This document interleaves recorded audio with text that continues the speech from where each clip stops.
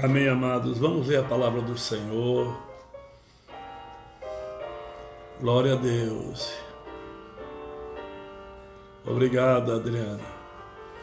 Deus abençoe você, o Rodrigo. Amém. Tamo junto aí. Só estou aguardando a decisão de vocês para nós conversarmos, bater um papo. Amém, queridos? Glória a Deus. Vamos ler a palavra de Deus aqui, livro da carta a Timóteo, segunda carta de Paulo a Timóteo, capítulo 2, versículo 25 e versículo 26. 2 Timóteo, capítulo 2, versículo 25 e 26. Glória a Deus. Maravilhas.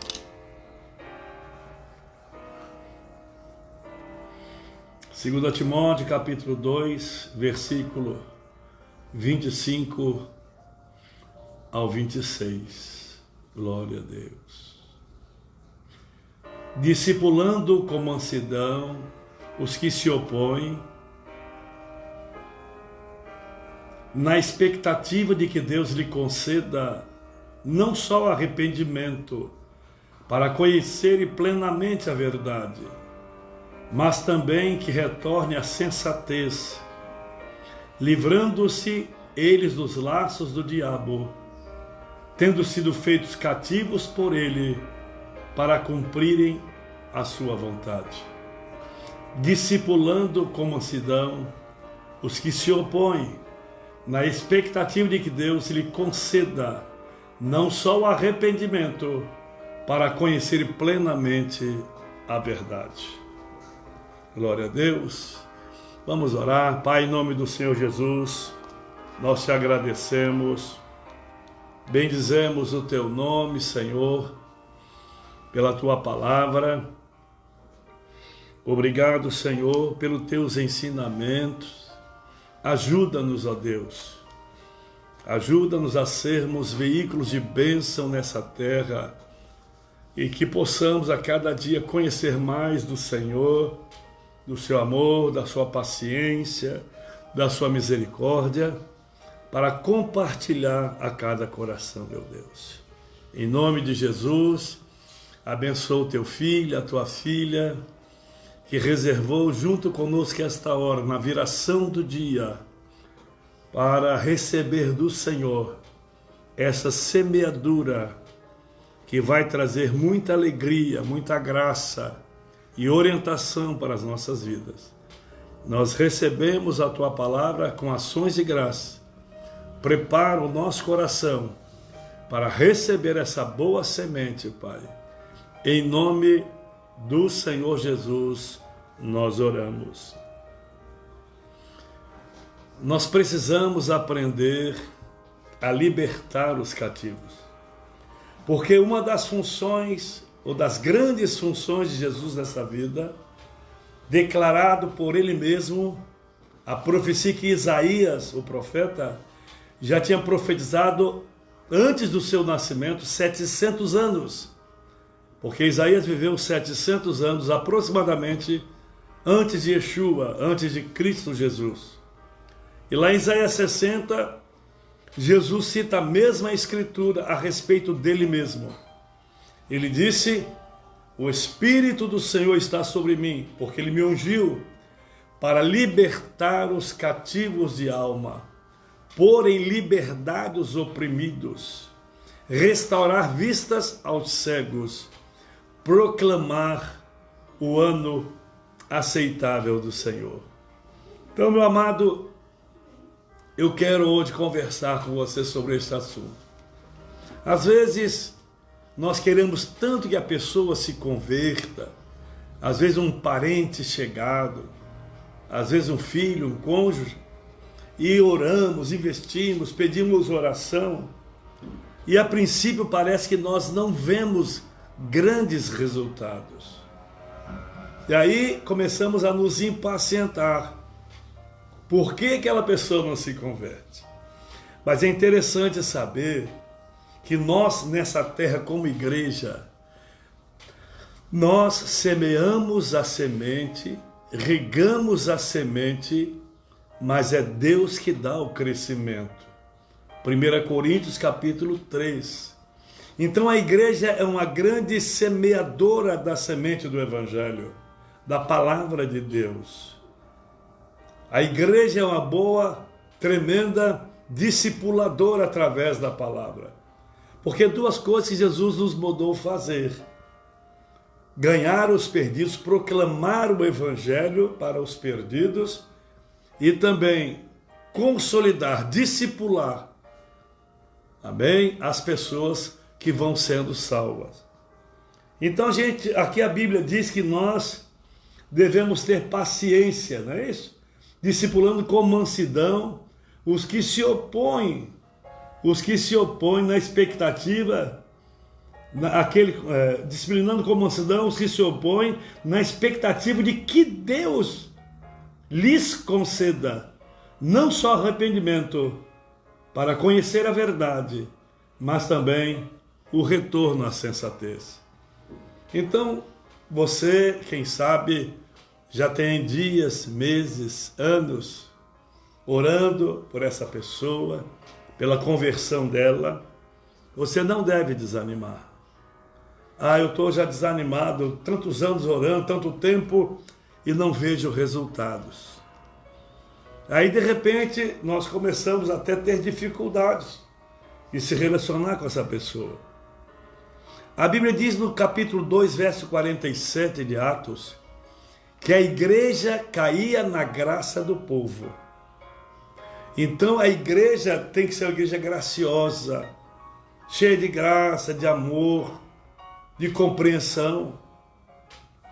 E de repente a Bíblia diz que o Espírito Santo ia atraindo, ia trazendo as pessoas para a igreja na qual elas eram salvas.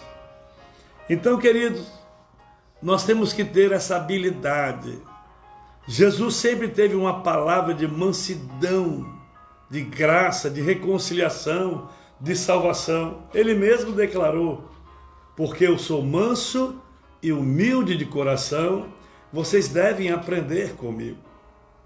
E aí nós vemos quando a palavra de Deus diz que nós precisamos ter essa mansidão para aqueles que se opõem. De repente, uma pessoa que tanto você ama, dos seus relacionamentos íntimos, familiares, ou mesmo em instâncias diferentes, você ama essa pessoa, de repente você começa a desanimar, você começa até ficar chateado, com raiva daquela pessoa, porque você tem a convidado para ir para a igreja, e tem insistido para fazer parte de algumas programações que você vai na igreja, e essa pessoa sempre tem, quem sabe, uma desculpa, e parece que seu coração começa a ficar frustrado.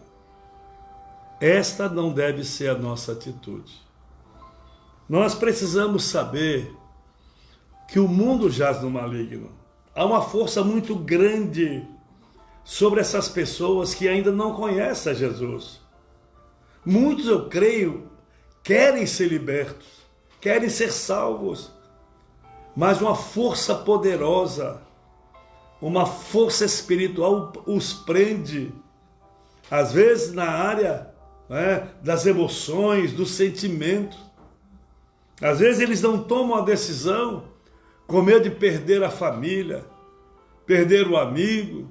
Agora, eu não posso me tornar crente porque, eu não sei, isso é muito bom, mas alguns dizem assim, eu vou pensar, deixa para depois. Alguns dizem, olha, essa coisa de igreja, evangelho, eu acho muito lindo. Eu gosto, tenho alegrado por minha família estar na igreja, lá, caminhando com Jesus, mas isso não é para mim. Quem sabe é para daqui a um tempo. Então nós devemos ter paciência. O discipulado é algo que entra nas entranhas e particularidades da pessoa. E você sabe que nenhum de nós, gostamos de descobrir o nosso coração para alguém, abrir o nosso coração. Tanto que a Bíblia diz, se hoje ouvires a voz do Espírito, Não endureça, abra o seu coração, para que a palavra entre na sua vida e ela transforme a sua vida e o seu caráter. Então, meu amado, às vezes essa pessoa que tanto você ora, tanto você se empenha para vê-la dentro do reino de Deus, e a cada dia que passa ela se torna avessa, ela se torna indiferente. Não se preocupe, é o que a Bíblia está dizendo. Nós temos que discipular com mansidão, com graça, amém? Não investindo na pessoa, querendo transformá-la a qualquer modo, não. Porque essa mudança quem promove é o Espírito Santo. Agora, o nosso testemunho, as nossas palavras, o nosso comportamento em meio à sociedade, à família, isso vai influenciar muito, porque a pessoa de imediato, ele já vai ver mudanças na sua vida, quem você era e quem você é. E aí ele começa a analisar, amém? O poder do Evangelho, a graça de Jesus, ele começa a analisar. E agora, não obstante toda essa análise mental, racional, a ação do Espírito Santo.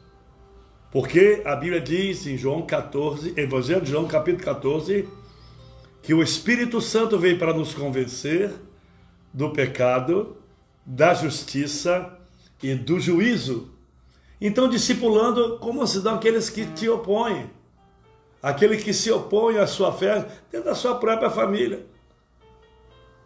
Mas a mansidão no seu coração, amém?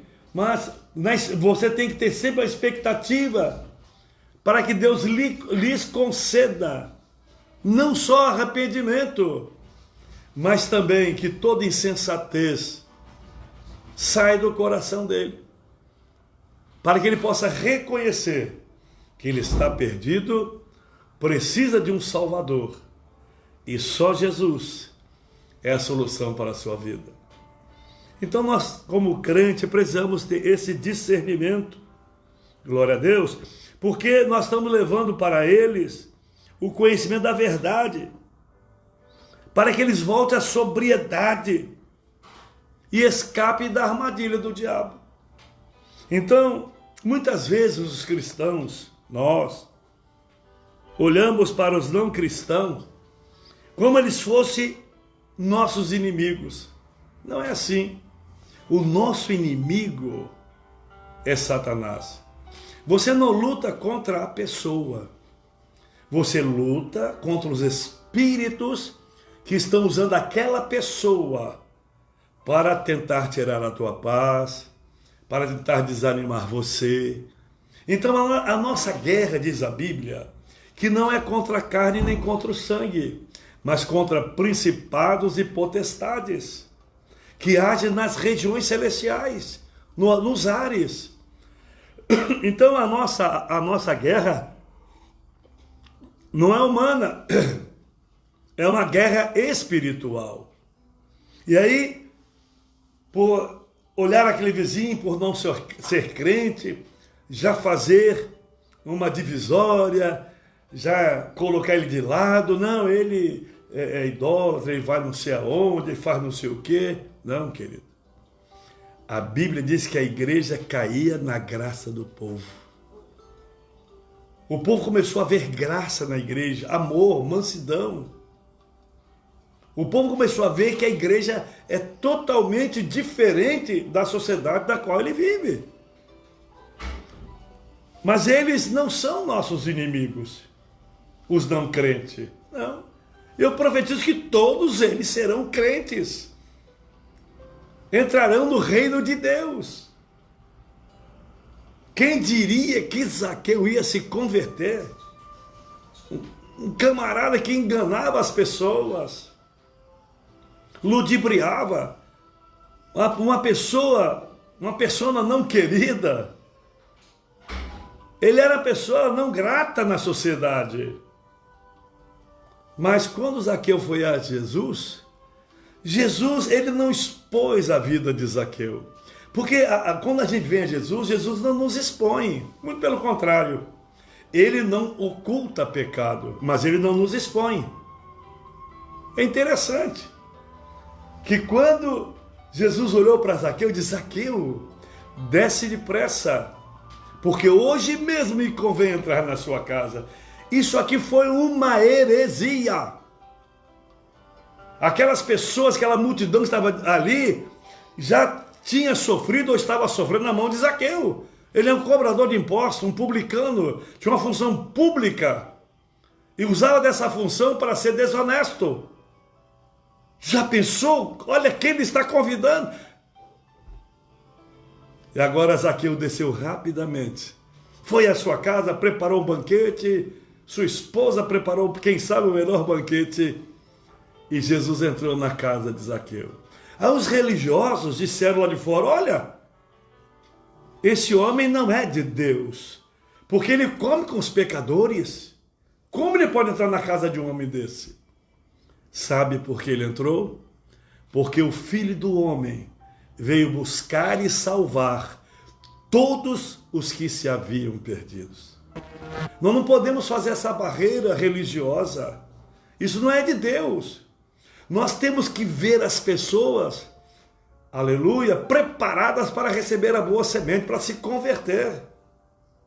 De repente as pessoas estão morrendo ao seu lado, parentes, conhecidos, amigos, e você parou de testemunhar. Você deixou de ministrar a palavra no coração dele ou dela. Essas pessoas não cristãs, elas são iludidas pelo inimigo. Porque Satanás, ele vive no mundo de ilusão, promovendo ilusão a cada dia. Então essas pessoas iludidas por Satanás, eles estão como nós estávamos um dia, cego espiritualmente, cego, revoltado, voltado para a carne, voltado para o pecado. Então, querido, em nome de Jesus, assim como eles estão hoje, nós estávamos também. Mas alguém com graça e misericórdia ministrou a palavra ao nosso coração. E a palavra gerou em nós o arrependimento e nós fomos salvos. Amém ou não amém? Então é dessa forma que os crentes devem ver os não cristãos. Não que eles fossem nossos inimigos. Em nome de Jesus. Porque mesmo que ele tenha atitudes contra nós, amém? Atitudes ruins, em si não é ele, é o espírito maligno que está usando a sua natureza não convertida para atacar-nos, para atacar a igreja. O apóstolo Paulo, ele escreveu: ao servo do Senhor não convém brigar, mas sim ser amável, para com todos, apto para ensinar, paciente, deve corrigir com mansidão os que se lhe opõem à esperança, na esperança de que Deus lhe conceda arrependimento. Então veja bem como a Bíblia nos explica tão detalhadamente. Não convém nós brigarmos. Eu detesto e não gosto quando ouço um crente discutindo religião. Se religião fosse boa, o Brasil, o mundo, estaria um paraíso. Olha que ele tem religião das mais exóticas.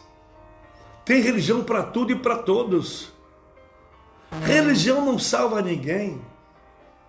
Até essa palavra diz que vem da palavra religare ou religere, ou seja, religar de novo, mas não liga ninguém, não dá liga. Quem nos ligou a Deus não foi a religião, foi o nosso mediador que está entre Deus e nós.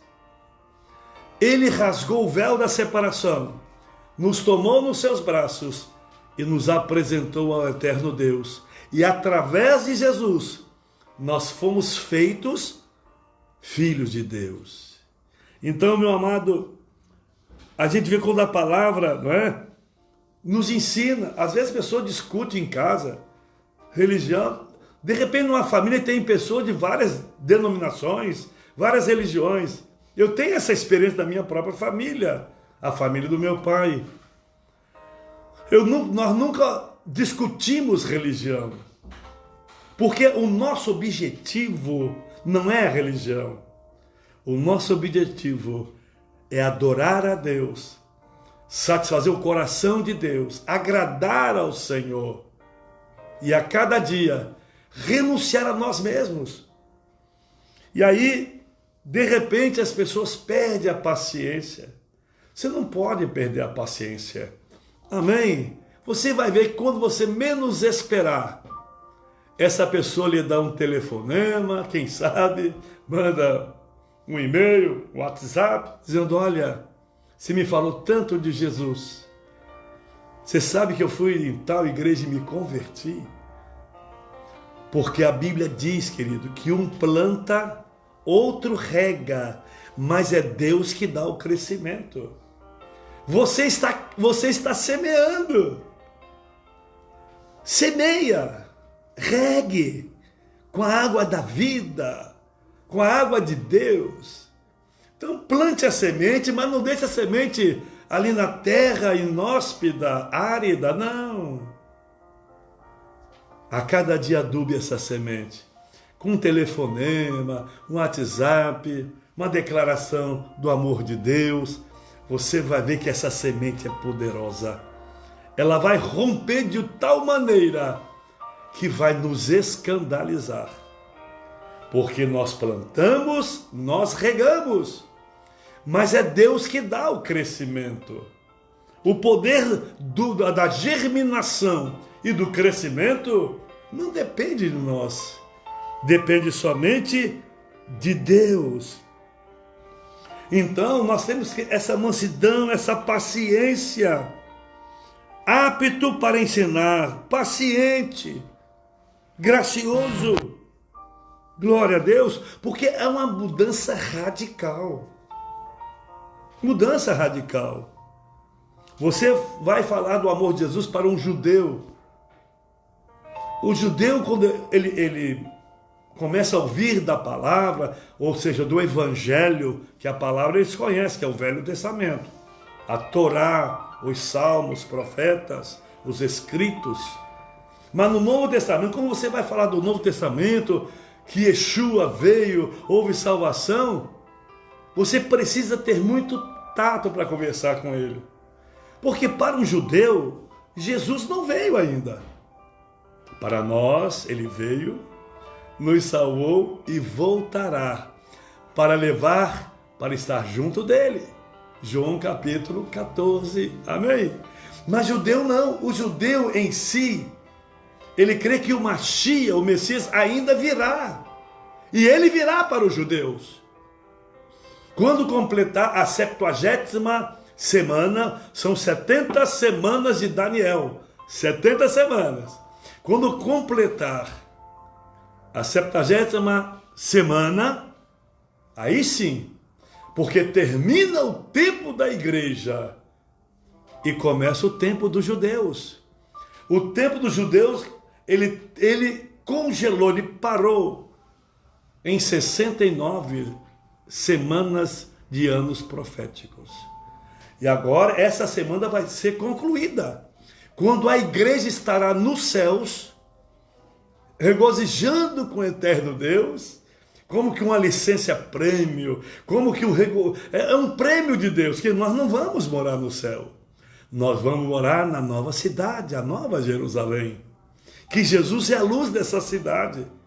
Mas nos céus, quando nós estivermos nos céus, os judeus estarão aqui no tempo dele, aonde 3 anos e 6 meses eles reconstruirão o templo em Jerusalém, no mesmo lugar que ele foi levantado por Salomão, no Monte Moriá. Restaurará a sua doutrina, os seus sacrifícios. Depois de 3 anos e 6 meses, tem mais 3 anos e 6 meses, aí de grande tribulação contra os judeus, dizendo Jesus, se ele não abreviasse os dias, nessa época, nesse tempo, ninguém seria salvo. Mateus 24, verso 15 e diante. Então, meu amado, a igreja, nós como igreja, temos que ser graciosos, amorosos. Nunca diga que aquela pessoa nunca vai se converter. Nunca mande ninguém para o inferno. Jesus não instaurou a igreja para mandar ninguém para o inferno. Jesus instituiu a igreja para fazer com que a igreja leve a pessoa para os céus. É a única entidade na terra que tem o poder para ligar o homem a Deus e desligar o homem de Deus. Declaração de Jesus no capítulo 16 de Mateus e também no capítulo 18. Tudo que ligares na terra terá sido ligado nos céus, e tudo que desligares na terra terá sido desligado dos céus. É a autoridade da igreja. Mas essa autoridade nós não podemos usufruir com autoritarismo, não. Evangelho é graça, evangelho é amor, evangelho é misericórdia. As pessoas têm que entender, e só quem faz uma pessoa entender a respeito do Senhor Jesus é o Espírito Santo. Porque ele nos convence do pecado, da justiça, do juízo. Essas pessoas estão cativas e não sabem por quê. Porque elas nasceram em pecado concebeu a sua mãe. E depois continuam a viver. Por causa disso que elas precisam de Jesus. É muito importante. Às vezes a pessoa nasce num lar cristão, não é? Cresce dentro do lar cristão, é bem diferente. O linguajar, o tratamento que ele recebe naquela casa, naquele lar, é totalmente diferente. Até porque eu creio que muitos deles já foram até predestinados para a salvação, porque a nossa descendência é do Senhor. Josué disse: eu e a minha descendência serviremos ao Senhor. Eu e a minha casa serviremos ao Senhor. A Bíblia diz que o Deus visita a geração do justo até 1000 gerações para abençoá-la. Você pode dizer amém? Você está entendendo? Então, meu amado, essas pessoas estão cativas, elas não sabem por que estão cativas, nem como foram iludidas pelo diabo. Elas não têm a natureza de Cristo dentro dela. Elas só têm uma natureza, a natureza caída, a natureza de Adão. Elas estão sob o poder do inimigo. Então ore para que o Senhor abra os seus olhos espirituais. Espírito Santo, convence o meu parente, convence o meu irmão, convence o meu amigo, convence a minha mãe, meu pai. Espírito Santo, é o Senhor que convence. Eu entrego essa pessoa nas tuas mãos. Não vou deixar de falar do amor de Deus para ela, mas é o Senhor que faz a obra do convencimento do coração do homem. Ore ao Senhor, para que Ele abra os seus olhos espirituais, clame para que elas sintam necessidade de Jesus Cristo, e para que aceite a mensagem do Evangelho. E o Espírito Santo vai provocar no coração dela um desejo. Um desejo. Porque o maior Espírito Santo não é o diabo, então ela vai começar a nascer no coração dela um desejo. Muitos chegam na igreja e eles dizem para nós, apóstolo, pastor, muito tempo as pessoas têm falado da igreja, do Senhor, de Jesus. Eu sempre ouvi, mas essa semana eu senti a vontade de vir. É mesmo? É. Senti a vontade tremenda de vir aqui na igreja. Eu falei, sabe o que é isso? É a semente sendo germinada. Você veio na hora certa. O Espírito Santo te trouxe. E ali naquela hora, naquele dia, ou naqueles dias, aquela pessoa se converte a Jesus. Então, meu amado, a grande pergunta é, será que realmente acreditamos no que a palavra de Deus diz? Que o Evangelho é o poder para a salvação de todo aquele que crer? Porque se acreditamos, isso significa que todos aqueles que não conhecem a Cristo, quando eles morrerem, eles vão para o inferno. Porque só existem dois caminhos: ou perdição. Salvo ou perdido, com Cristo ou nas trevas. O salmista Davi ele escreve no Salmo 1: o caminho do justo e o caminho do ímpio. O caminho do justo florescerá, prosperará, mas o caminho do ímpio fenecerá. O caminho do ímpio é a morte. Mas nós podemos evitar que ele morra. Nós podemos evitar que ele vá para o inferno, anunciando as boas notícias de Cristo, dizendo para ele, aleluias, que Jesus tem um propósito na vida dele, que ele não nasceu para ir para o inferno, ele não nasceu para a perdição. A Bíblia diz que Deus criou o inferno, foi Deus que criou o inferno, mas para quem Deus criou o inferno? Para o diabo e os seus anjos. Deus não criou o inferno para o homem, até porque o homem é imagem e semelhança do Eterno. Meu amado, glória a Deus. Será que cremos nisso? Será que nessa veracidade, nessa urgência de falarmos do amor de Deus? Como podemos continuar tão indiferentes, mesmo sabendo que as pessoas terão um destino horrível, perdição eterna, morte eterna?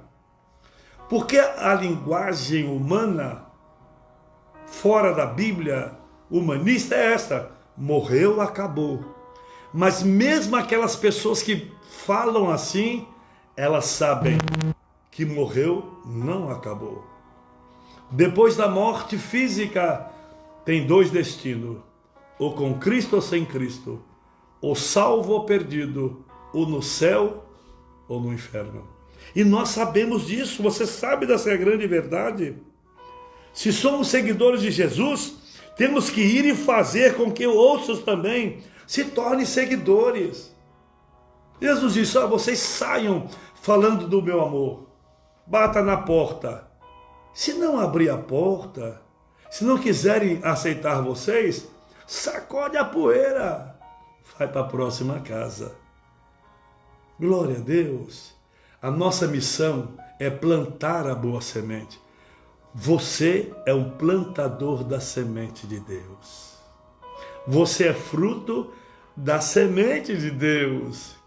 Você é sustentado pela semente de Deus, que é a palavra do Senhor. Glória a Deus. Se não estamos fazendo isso, devemos questionar: será que estou sendo o que Deus deseja que eu seja? O anunciador da palavra. O segredo para libertar as pessoas das armadilhas do diabo é ganhá-las para Jesus. Porque quando nós as ganhamos, o que acontece? Elas são transportadas das trevas para a sua maravilhosa luz. E agora ele se torna nosso irmão, nossa irmã. Não interessa o tempo que nós somos de crente. Todos recebem essa graça de Deus, que encontra Jesus. Então vamos ganhá-la para Cristo e ajudá-la a crescer espiritualmente. Essa é a grande missão nessa terra da igreja. Então, meu amado, glória a Deus. Ajuda a libertar aquelas pessoas que estão cativas. Nunca olhe para um drogado, uma pessoa que está sendo presa no delito do crime, do roubo, do latrocínio, do homicídio, e diga para essa pessoa: você vai para o inferno. Não faça isso. Diga: em nome de Jesus, eu profetizo que mesmo na cadeia, este homem vai ter um encontro com Jesus. Nós somos anunciadores da graça. Deus não nos chamou para anunciarmos maldição, nem enviar ninguém para o inferno. Deus nos chamou como facilitadores, como facilitadoras de Deus, para levar os homens ao conhecimento de Deus. Não entre pelo caminho da religião, mas caminhe pelo caminho da graça. E esse é o caminho da graça. Quando Jesus viu, é interessante no capítulo 6 de João, Jesus viu aquela multidão faminta. Ele não fixou os olhos somente nos apóstolos, nos mais achegados. Ele olhou a multidão e teve compaixão dela. Ele se compadeceu daquela multidão, queridos. Naquela multiplicação de pães, é isso? 5.000 homens, fora mulheres e crianças. Ou seja, mais de 10.000 pessoas comeram. Mas Jesus olhou a multidão e teve compaixão dela. Jesus não disse: ô cambada, vamos para o inferno. Vocês não querem aceitar a minha palavra? Então, vão embora. Não. Jesus olhou com compaixão e disse: sabe o que Jesus falou? Esse povo, essa multidão, são como ovelhas sem pastor. Que graça, que maravilhosa graça. Quando Jesus olhou para mim e para você e disse: esta ovelhinha, esse cordeirinho, eles são como 100 pastores. Eu quero ser o pastor deles. Eu quero apacentá-los. Eu quero guiá-los e guardá-los debaixo do meu poder. Nós vamos orar nesta hora. Eu não sei se você, todos que estão nos ouvindo, já recebeu dessa graça da salvação. Se você ainda não recebeu Jesus como seu Salvador, saiba, toma uma decisão hoje. Diga: eu aceito a Jesus Cristo. Sabe por que eu falo isso? Porque às vezes as pessoas dizem: não, deixa eu parar de fumar, deixa eu parar de beber. Quando eu parar de me drogar, aí eu vou ser crente. A coisa não funciona assim. Jesus disse que ele veio para os doentes que precisam de médico, não os sãos. Ele não veio buscar justos, mas pecadores ao arrependimento. Então, se você quiser tomar decisão agora, em nome de Jesus, convida Jesus. Diga: Jesus, venha fazer morada na minha vida, venha habitar no meu coração. Eu sou esse miserável, essa miserável pessoa, não tenho paz, não sei o dia de amanhã o que será. O Senhor me aceita? Eu já respondo: Ele aceita. Ele vai te aceitar. Então confessa a Jesus nessa hora. Se você estiver desviado, volte para Jesus. Reconcilia-te. Você sabe que o único caminho é Jesus para a vida eterna. E se você é um crente em Jesus, hoje, tome a decisão de nunca mais levar ninguém para o inferno, nem amaldiçoar ninguém, por mais que ele faça coisas erradas, duras contra você. Não faça isso. Glória a Deus. Profetize a salvação. Mesmo aquelas pessoas que questionam a sua fé, questionam o seu relacionamento com Deus, questionam a sua salvação.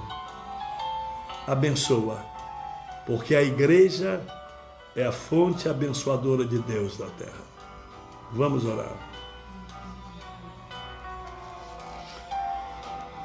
Infinita graça, gloriosa graça do Senhor. Obrigado, Jesus, porque nós éramos miseráveis, desgraçados, pobres, cegos e nus. Mas o Senhor nos alcançou, lavou com teu sangue, purificou a nossa vida, quebrou toda a sentença de morte que o pecado colocou sobre nós.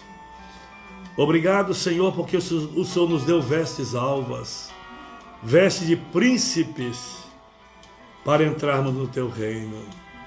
Obrigado porque o Senhor cancelou os nossos pecados, e dos nossos pecados confessados, o Senhor jamais se lembrará. Obrigado, Senhor, contempla esse coração que está tomando uma decisão para receber Jesus. Entra nesse coração, Jesus. Abençoa. Abençoa esta mulher, este homem, quem sabe já com 80 anos, 70 anos, com tantas desilusões no coração, tantas incertezas. Entra nessa casa. O Senhor disse na casa de Zaqueu: hoje entrou salvação nesta casa. E eu profetizo que hoje entrou salvação nesta casa, nesta família, nesta geração. Bendito seja o teu nome, Pai. Que haja salvação nessa noite. Abençoa, Pai, e quebra todas as cadeias que prendiam o teu filho e a tua filha. Escreve os seus nomes no livro da vida. Que a paz de Cristo invada o seu coração. E que de hoje em diante eles se tornem uma nova criatura. Abençoa também esse que está desviado, Senhor. Deus, tenha misericórdia. Alcança com a tua graça, com o teu amor. Ah, meu Deus, em nome de Jesus. Aqueles 2 jovens que nós conversamos hoje lá na rua. Ó Deus, conhece a verdade, o Bruno e o seu irmão. Criados na igreja, toda a família evangélica. Ele conhece, conversando no ninho, parece crente. Parece uma pessoa que está dentro do reino. Mas ele está afastado, Pai. Traz o Bruno de volta. Traz o Bruno de volta, Pai, em nome de Jesus. E o seu irmão, Pai. Que hoje haja alegria nos céus por esta vida que se arrepende.